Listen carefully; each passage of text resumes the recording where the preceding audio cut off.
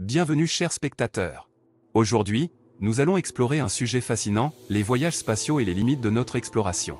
Nous nous sommes tous demandé jusqu'où l'humanité peut-elle vraiment aller dans l'espace? C'est une question qui pique notre curiosité et nous pousse à imaginer un avenir rempli d'aventures intergalactiques. Dans cette vidéo, nous allons plonger dans les défis techniques, les découvertes scientifiques et les possibilités futures qui nous attendent. Restez jusqu'à la fin pour découvrir les réponses et n'oubliez pas de vous abonner à notre chaîne, d'aimer cette vidéo et de laisser vos commentaires. Prêt à embarquer pour ce voyage incroyable? C'est parti! Les voyages spatiaux ont toujours été une source d'émerveillement et d'inspiration pour l'humanité. Depuis les premiers pas de l'homme sur la Lune jusqu'aux missions ambitieuses vers Mars, nous avons constamment repoussé les limites de notre exploration de l'espace. Mais jusqu'où pouvons-nous réellement aller dans notre quête de découvrir les mystères de l'univers?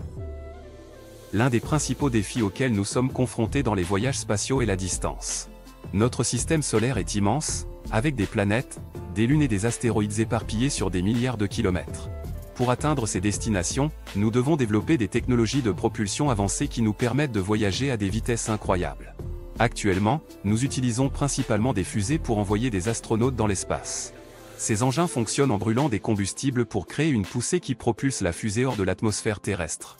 Cependant, les fusées sont limitées par leur capacité en carburant et leur vitesse maximale. Pour aller plus loin dans l'espace, nous devons envisager des alternatives. Une option prometteuse est la propulsion nucléaire. Les moteurs à propulsion nucléaire utilisent la réaction de fusion ou de fission nucléaire pour générer une poussée beaucoup plus puissante que les moteurs traditionnels. Cela permettrait aux vaisseaux spatiaux d'atteindre des vitesses beaucoup plus élevées et de parcourir des distances beaucoup plus grandes en moins de temps. Cependant, il y a des défis à relever avec cette technologie. Le principal obstacle est la sécurité. Les réactions nucléaires sont extrêmement puissantes et dangereuses, et une défaillance du système pourrait avoir des conséquences catastrophiques. De plus, il y a des préoccupations environnementales quant à l'utilisation de matériaux radioactifs dans l'espace. Une autre possibilité qui suscite beaucoup d'intérêt est la propulsion ionique. Les moteurs ioniques utilisent des champs électromagnétiques pour accélérer les ions et créer une poussée. Bien que les vitesses atteintes par ces moteurs soient beaucoup plus faibles que celles des fusées traditionnelles, ils sont extrêmement efficaces en termes de consommation de carburant. Cela signifie que les vaisseaux spatiaux pourraient potentiellement transporter plus de carburant et parcourir de plus longues distances. Cependant, il y a aussi des inconvénients associés à cette technologie. Les moteurs ioniques ont besoin d'une source d'énergie constante, ce qui signifie que les vaisseaux spatiaux doivent être équipés de panneaux solaires ou d'autres sources d'énergie renouvelables. De plus, les moteurs ioniques ne sont pas adaptés aux lancements initiaux depuis la Terre en raison de leur faible poussée. Un autre aspect important à prendre en compte dans les voyages spatiaux est la durée des missions.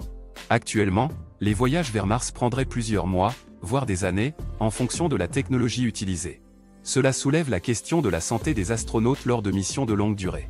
L'espace est un environnement hostile, avec des radiations intenses et une gravité réduite. Des recherches sont en cours pour comprendre les effets de ces conditions sur le corps humain et trouver des moyens de les atténuer. En fin de compte, jusqu'où nous pouvons vraiment aller dans les voyages spatiaux dépend de notre volonté d'investir dans la recherche et le développement de nouvelles technologies. Les scientifiques et les ingénieurs travaillent sans relâche pour trouver des solutions innovantes pour voyager plus loin et plus rapidement dans l'espace. Avec chaque nouvelle découverte et chaque avancée technologique, nous nous rapprochons de la réalisation de voyages interplanétaires et peut-être même interstellaires. Alors, jusqu'où pouvons-nous vraiment aller dans l'espace? La réponse est incertaine, mais l'humanité a toujours été poussée par la curiosité et la soif de découvrir l'inconnu. Les limites de notre exploration spatiale sont sans aucun doute loin d'être atteintes.